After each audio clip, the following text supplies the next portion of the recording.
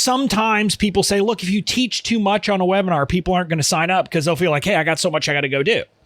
Or people will talk about, well, what is free content and what is the paid content? And they hear about this distinction. Well, you give the what away for free, but you give the how in your paid courses, right? Maybe you've heard people talk about that. And so a lot of entrepreneurs take those pieces of guidance and they apply them to their webinar. And so their webinar is essentially all fluff that does no good. Welcome to the Certified Badass Online Marketing Podcast, where being a badass has less to do with what you wear and what music you listen to, and everything to do with whether you've got the thriving online business of your dreams. I'm your renegade thinking Harvard Law grad turned online entrepreneur host, Bobby Klink. In my years building my thriving business, the most important lesson I've learned is that being a badass online marketer isn't about secret strategies or ninja tactics. It's about doing the basic stuff right and showing the F up.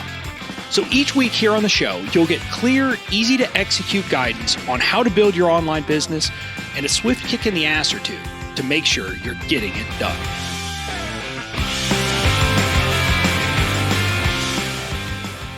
Hey there, welcome to episode 172 of the Certified Badass Online Marketing Podcast. I'm your host, Bobby Klink, and I'm here today even though I'm a bit under the weather because I commit to make sure that we have a Tuesday episode every week. And so even though I'm supposed to be resting this week to try to feel better, I knew I wanted to make sure I got an episode recorded so that you would have this episode for you. And I'm kind of excited because we're going to be talking about something that's a bit controversial and might hit a bit close to home for you. Specifically, we're going to talk about why most webinars suck. Yeah, seriously, why most webinars suck. And why, if you're like a lot of online entrepreneurs, you might be doing webinars that suck too. But we're going to talk about kind of what people are doing wrong. And in that, my hope is that you'll get what you need to do instead. So what you need to be thinking about, we're going to talk about kind of the 3 different things that every webinar needs to do, but also some other things kind of in ways that people get led astray. So we're going to be talking about that this week or in this episode, and I'm looking forward to it. But before we dive into the content, this is going to seem strange. This episode is actually brought to you by a webinar. Not one of mine, but my friend Amy Porterfield. She's running a masterclass, and you can register starting today. The masterclasses start in a week on I think it's the 8th. Or maybe it's the 9th, I think actually is when the webinars run. But it's how to create and launch a profitable digital course from scratch. This is her webinar that, you're savvy. You understand that a webinar in this space means that she's going to teach you some and then she's going to make an offer. This is her webinar that leads into her digital course, Digital Course Academy. I'm a proud affiliate for the program because I know it's fantastic. I've been an ambassador for it twice. And also this year, we did something special. I'm the official legal guy of Digital Course Academy. I don't know if she's called it official, but essentially I'm the official legal guy. I recorded a training that is included for everybody who signs up. It's a training about the legal stuff you need to deal with as a digital course creator. And here's something that not a lot of people know. I agreed to allow her to include my digital course terms and conditions template. In other words, your digital course agreement, which is the pivotal thing everybody needs for a digital course inside the course for everyone who signs up, because I'm a big believer in this course. If you're going to create a digital course, I'm going to tell you, you should go learn from Amy. But I'm getting ahead of myself.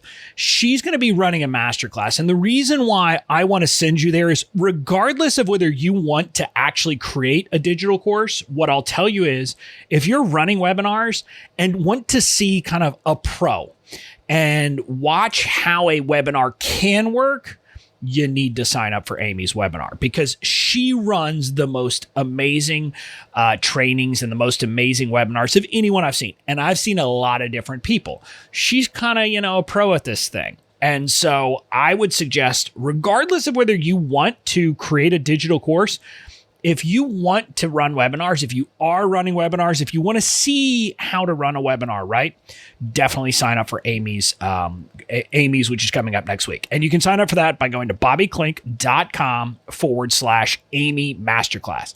bobbyklink.com/Amy Masterclass. Now with that, let's dive in. So I want to start with a story. And it's a story that I tell, and I'm not going to name the name to kind of protect the innocent, but I'll never forget this situation. It happened about 2 years ago. One of my friends and peers in the online space had an evergreen funnel with a webinar that wasn't converting well. And so she just kind of put out a call and asked if any of her friends would be willing to take a look and give a critique. And I watched the webinar, and I remember watching it and coming out of it thinking that it was like so many of the webinars I had seen in the space. And it reminded me of a classic scene in The Office. I always tell this story. If you've heard me tell it before, too bad you're going to listen to it again. If you haven't, maybe this will kind of resonate with you. If you watch the show The Office, after Steve Carell's character left, they were searching for a new manager of The Office. And they were doing interviews. And they had a guy come in, I think it was Will Arnett, I don't remember who exactly, come in for an interview. And he says, I have a 3-part plan to double your profits in, I don't know, a year or 6 months or whatever it is. And so the interview committee says, great, what is it? And he says, I'm not going to tell you that. Then why would you give me the job? And they kind of haggle back and forth for a while. And then he says, I'll tell you what, I'll give you sub 0.3 of 0.2 or something like that. And he says, color code said documents. Literally, that's what he gave away. Now, I had seen this episode before I was really in the online space, and I kind of thought it was funny. But once I got into the digital space and had been to so many webinars and so many of these other things, anytime I see that episode, literally, I will bust out laughing out loud. Because that scene to me is reminiscent of just about every webinar I've been to. Basically, someone says, I've got an amazing plan that's going to help you do whatever it is going to help you do. And they said, and I'll give you one little tidbit. Color code said documents. A tidbit that does no good. And that was what my friend in the space who had me looking at her webinar, that was the problem with her webinar. It literally, I follow that. It was like giving away a subpart of a subpart of something that basically had no value. It would be like saying, I have a 5-part framework and here's part 3. But you're like, well, that does no good. And I tell that story as a preface because if you are in the online space, I'm guessing you've been to many webinars where you walk out and that's what you feel. And so with that, I'm going to dive into kind of what is wrong with webinars and why most webinars suck. And you probably have some idea from this. But the first mistake that many people make is that they take the ideas that they're hearing from different gurus too far. And there's a couple of them that you're going to hear. You know, sometimes people say, look, if you teach too much on a webinar, people aren't going to sign up because they'll feel like, hey, I got so much I got to go do. Or people will talk about, well, what is free content and what is the paid content? And they hear about this distinction. Well, you give the what away for free, but you give the how in your paid courses, right? Maybe you've heard people talk about that. And so a lot of entrepreneurs take those pieces of guidance and they apply them to their webinar. And so their webinar is essentially all fluff that does no good. And so people walk out and say, well, great, but that didn't teach me a damn thing I needed to know. And although I would say maybe there's a chance that you could teach too much in a webinar, I think the problem is people fear that too much. People are too worried that they're going to teach too much and not worried enough that they're not going to teach enough. And honestly, this is kind of where I look at it because let's be clear. When you do a webinar the way most people would teach it, and kind of when you think about timing, you're probably not getting into the teaching of the content until about 10 minutes in. And you're going to finish that up about 45 minutes in because that's when you would move over to your pitch for your product. So that means you have 35 minutes of teaching time. And if you're doing it right, by the way, you're gonna kind of put in some case studies and some examples from students in there too. So really you have about maybe 30 minutes of teaching time. Here's what I'm gonna tell you.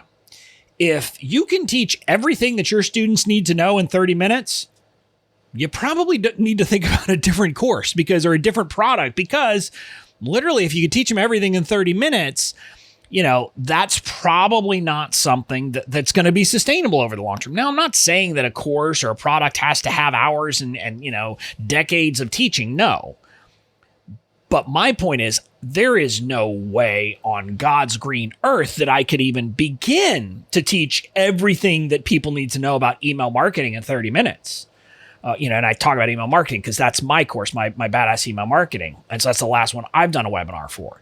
I mean, there's no way that I could take all the important information for that and put it there. I mean, I couldn't even teach you what you need to know about like weekly emails, which is one module of 7 in my course in 30 minutes.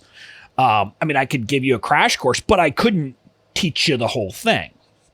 And so I simply point that out to tell you that the reality is, for the most part, you should not have to worry about it. Now, I do want to be clear here. You don't want to go so detailed into technical stuff or the nitty gritty of everything so that people feel overwhelmed and feel like, it's going to take me weeks to apply this. But I'm just saying, if that's your concern, I want you to check yourself and I want you to look back and say, is this really a concern? Or am I just using this because I've heard this mantra that, you don't want to teach too much? And also, I'm going to talk about the what-how distinction here for a second. Everybody I know who runs a successful business based on webinars, they teach some how in the webinars. Now, they don't teach all the how because, again, you couldn't. And maybe they teach the first level how, and there's a deeper level how under that people will teach.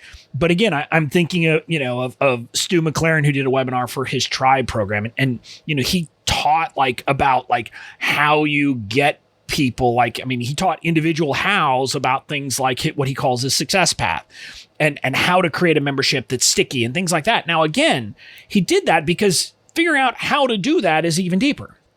And in some sense, I teach or taught in my webinar, I taught the 5 different phases of email marketing and how they fit in and kind of how it is that you're taking people from cold, don't know you to red hot buyers. And so that's a how, right? I'm teaching that. But again, I can't go into all the details, right? I mean, I could tell you, yes, you send what's called a catch email as your first email. And you have to have a nurture sequence and you have to, and it's to do this, and a welcome sequence to do this, and weekly emails to do this, and sales or promos emails to do this. But again, that's teaching you a how, but it's kind of the first level how. Because you could take all that, you could understand the purpose of that. But again, for almost all of those, I have a deeper level kind of structure of saying, okay, so you want to do a nurture sequence. Well, here are 2 different ways to do it. Here's how to structure those sequences. And then I have a welcome sequence where, again, I have a deeper level how, which is like, okay, you're trying to accomplish this. Here are the things to think about. Here's how you should do it and all that. And then the same thing, like with a promo sequence, there are so many different pieces there that I've got to teach that I could never teach it in a webinar. So the concept of the what versus how, I think, is something that has done a big disservice to people in the online space. I think what you need to be thinking about is how can you give them? How can you give them some actionable content that they can actually implement and get some usefulness, regardless of whether they buy from you? Because that kind of how, that's the stuff that will actually get people into your world. So that's the distinction that I would suggest you should be looking for, not this what versus how, which to me is arbitrary, right? And I think, candidly, if I get off a webinar and all I've heard is the what with no kind of, okay, well, how do I do at least one piece of that? I'm like, okay, goodbye. This is a color code said document kind of situation, and I don't pay attention. So this is kind of the first level mistake people make, is they've heard these general concepts, and it is this fear of giving too much, basically, is what happens. And so people don't want to give hardly anything on webinars. Well, you know me, I'm a radical giver. And so there's no way that I'm going to tell you that those should be your concerns because, again, in my experience, it's been the opposite. Most people's mistake is they don't give enough. And so that's the first error. Now, the second thing that makes most webinars suck, and this is kind of a deeper level problem, is that most entrepreneurs don't understand what they're supposed to be doing in a webinar. And I'm not talking about a slide by slide thing here. I'm talking about the things that you are trying to accomplish and that you need to accomplish in your messaging in your webinar. And this is some deep level stuff. Now, not a lot of people who are teaching webinars are teaching this stuff because a lot of people, don't even take the time to understand it. But when you understand what it is you're supposed to be doing, this is when you can look at like a webinar structure that someone else has and understand what the different pieces are about. And it's also when you're able to really kind of customize it to your business, to your situation, because you understand what's supposed to be happening. And so you can make some tweaks. So what I want to clarify is that a webinar is not random. And it's not simply, well, we have our intro and then we're going to have our 3 points and then we're going to have our pitch. Now, that's kind of often what the structure looks like, but you have to be very thoughtful in what you're including in those pieces to actually get the most out of your webinar. And part of this is you have to do the work to make sure that your audience is feeling inspired, but at the same time, you need to give enough so that they have enough information. So let's talk about kind of the 3 core things that you need to be doing in your webinar. And this, by the way, I'm not going to be talking about things like building your credibility and introduction and all those little tactical things. That's not what we're talking about here. In your messaging, in how you communicate, in what you communicate, there are 3 core things that you need to get across to your audience. Number 1 is the opportunity. This is getting people to accept, to believe in, to kind of hear what you're teaching and say, wow, that sounds amazing. So let me use a couple of examples. In the case of my friend Amy Porterfield, it's her getting people to understand the opportunity that having digital courses as part of your business, what does it make possible? If you do that, what is possible for your business? So you do this in different ways with case studies, with your own story, with all of these different things that get people seeing and future pacing and saying, okay, if I had a successful digital course, what would that mean for my life, for my business, right? So that's the opportunity. In my case, it would be the opportunity of email marketing.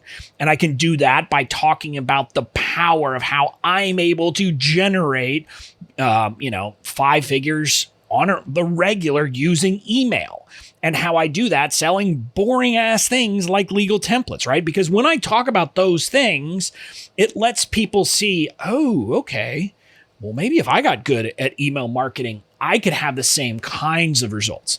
And then again, I talk about case studies. I talk about things that other people in my community that have gone through my training have gotten out of it.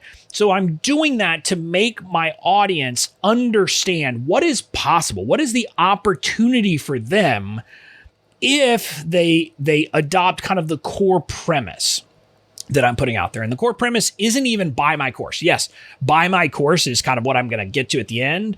But the broader principle I'm talking about is what is the opportunity? What is possible, in my case, when you get to be badass at email marketing? Regardless of whether you do it by taking my course or someone else's course or figure it out, what is possible for you, for your business, when you adopt my belief that email marketing and getting really good at email marketing is a pivotal part of an online business, right? So that's the opportunity piece. You can think of it as kind of the inspirational piece where you're getting people to see, kind of what has happened for you, how this idea has changed your life, your business, but also your students. So that's the opportunity. The second piece is you need your audience to take ownership. This is what too few people are doing. It kind of relates to the last point we're talking about, but what I want you to understand is most people in webinars are not doing this. And taking ownership here means you have to give them enough so that they can take a piece of this and say, I can do this. Now, in other launch models, this piece is done way better. I mean, just naturally, you don't have to think about it. For example, if you do a challenge launch, by nature, the challenge piece is helping people in your launch take ownership because they're doing the work and getting some results, right? So you're helping them to see, hey, I can do this. Hey, this is possible for me.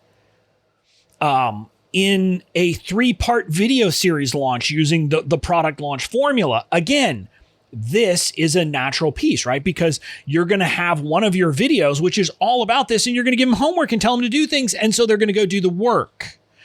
So this is why, from a marketer standpoint, you have to be cognizant if you're running webinars, that webinars are great for opportunity and they're great for the third piece, but for ownership, you have to be intentional about it. You have to make sure that you have built pieces into your webinar structure, into what you teach, so that the people watching can take ownership and say, yeah, I can do this. I've got it kind of worked out here. So in my case, in my webinar for Badass Email Marketing that I did back in March, one of the things I walked through the 5 phases of email marketing and helped people choose which of 2 different kinds of sequences they would use. Would you use a product-based or a freebie-based nurture sequence is one? Would you use a greatest hits or a thematic welcome sequence? And so I kind of did these things to help people make these decisions. So at the end, they feel like, okay, now I know what it is. Now I know what I'm doing. Now I know what I need to do and how kind of I need to be thinking for each one of these pieces. So you can see we've created something where they are making decisions during the webinar. They're taking active steps during the webinar to actually get there. And my Amy Porterfield, she has a great way of doing this in her webinar. Among other things, she helps people during the webinar take the first steps of what she calls her Post-it party, which is a way to outline your digital course. So again, imagine the power that comes out of this when people are going to this webinar or the masterclass. And she helps them take those first steps. So they've already, at the end of the webinar, started the process of outlining their course, right? That's kind of a powerful thing. They have taken ownership of the process, of the result, of what they're going to be doing, right? And this is where, if you think about it, you got to give them some how here. Now, it doesn't have to be the deepest level how ever. You have a couple of options here. One, and let's kind of talk about the distinctions. And this is why it's good that I gave you my example versus Amy's example. What I did was give the top level kind of how piece of, all the different phases, at kind of surface level, if you will, for each of the different phases. How are you going to actually create your nurture sequence? How are you going to create this, right? So that's kind of what I did, is I gave them that first level how across each of the steps in becoming, or, kind of building an email marketing program. Amy, on the other hand, with this Post-it party, instead of giving a how for the entire thing, what she does is she kind of goes deeper on one piece. She gives you a how on one piece and kind of helps you do that piece. Now, I could do the same thing if I wanted to by, for example, teaching a bit about the catch email structure. My, what I call is that's what I call the first email you send to a new subscriber. So I could choose to do that, but I chose to go a different way.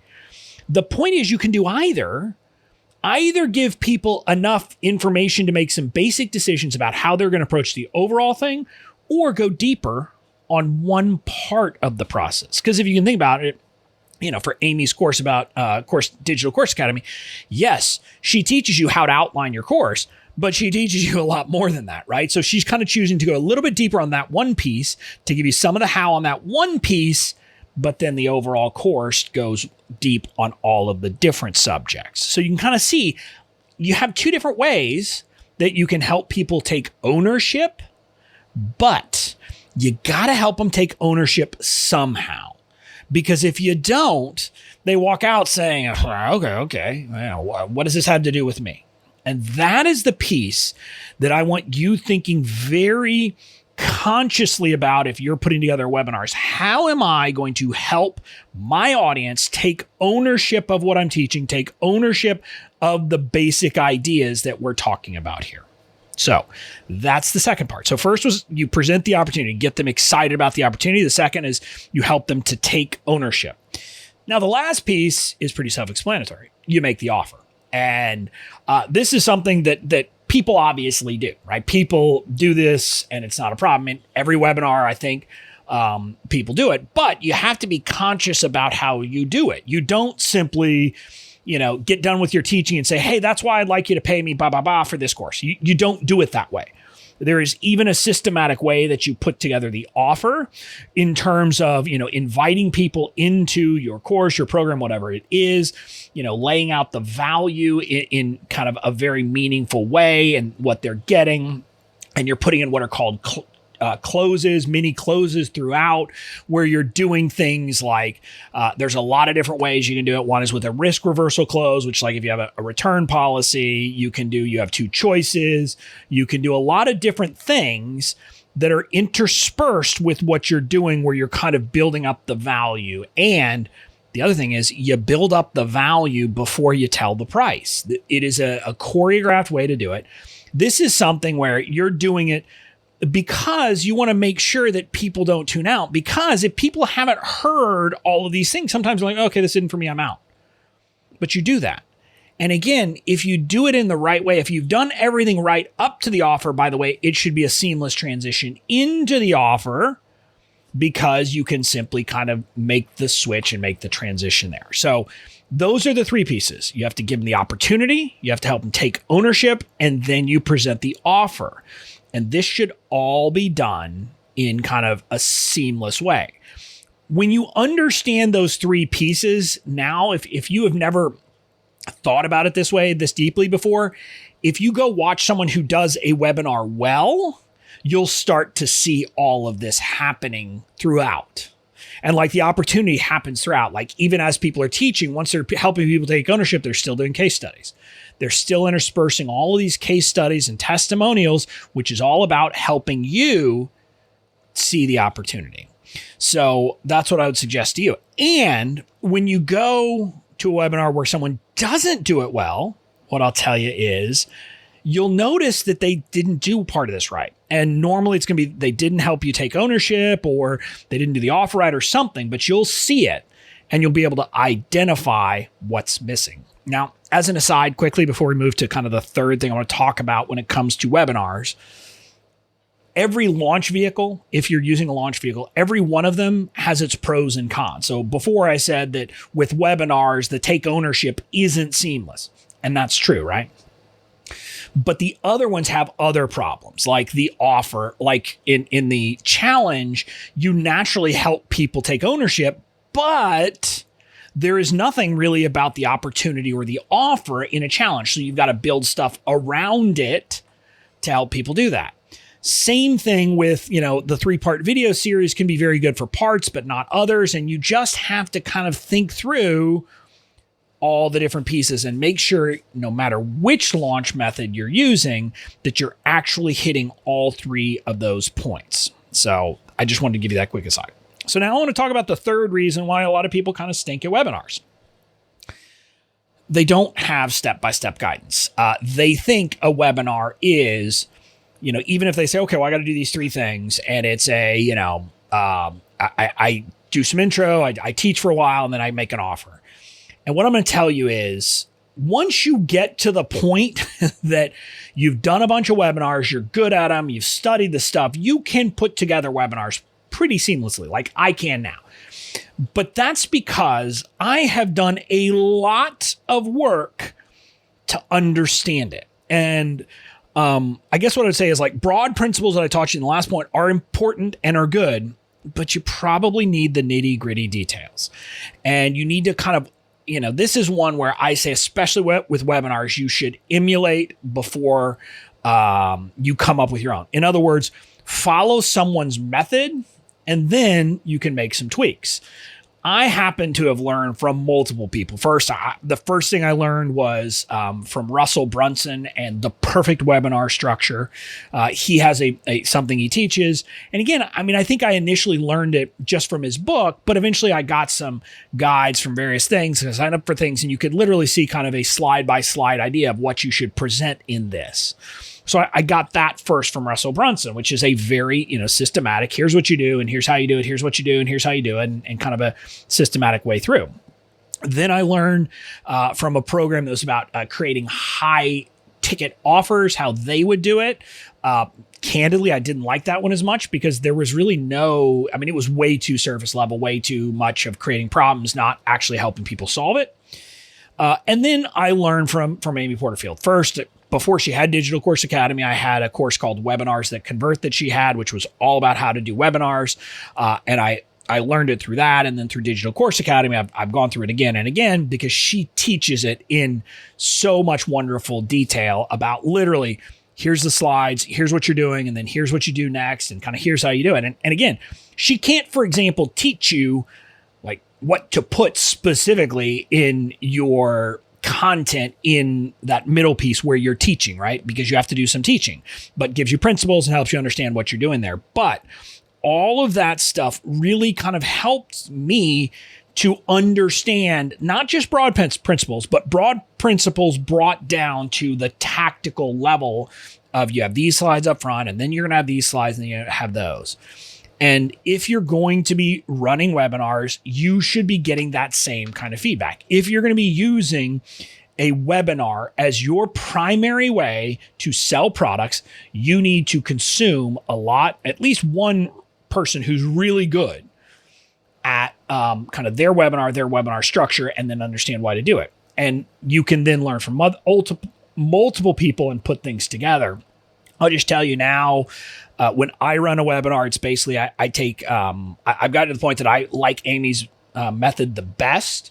I use hers, but me and being a rule breaker and being a rebel, I put my own twist on things. I do some things a bit differently than some people do. They're minor tweaks, but I basically am at the point that I understand all these things and can put it together. But what I would tell you is, if you're going to be creating webinars, you unquestionably need to learn from someone who is good at creating webinars. And that's kind of part of the piece. You got to do that. And you can do that in a lot of different ways. Like I said, I started by kind of reading Russell Brunson's books, but then got other stuff. And then I've taken Amy's courses.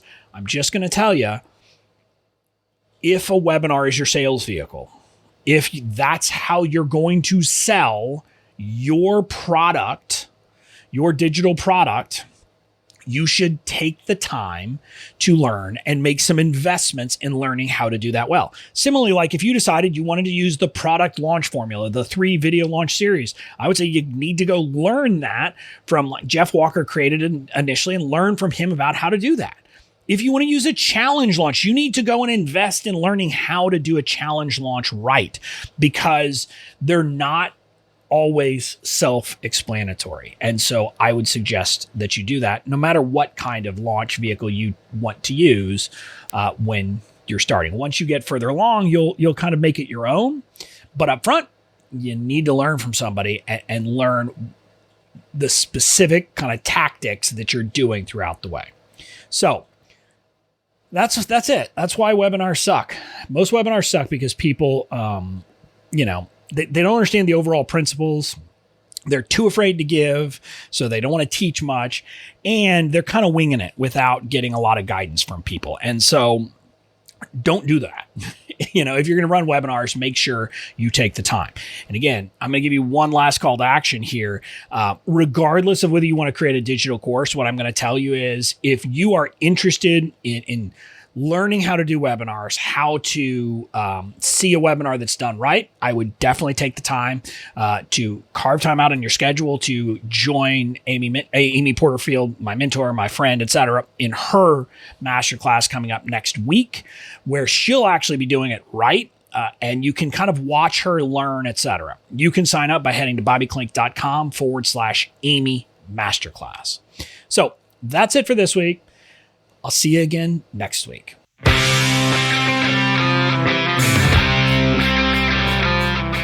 That's it for this episode of the Certified Badass Online Marketing Podcast. Make sure to tune in next time. And in the meantime, go out and build the badass business of your dreams.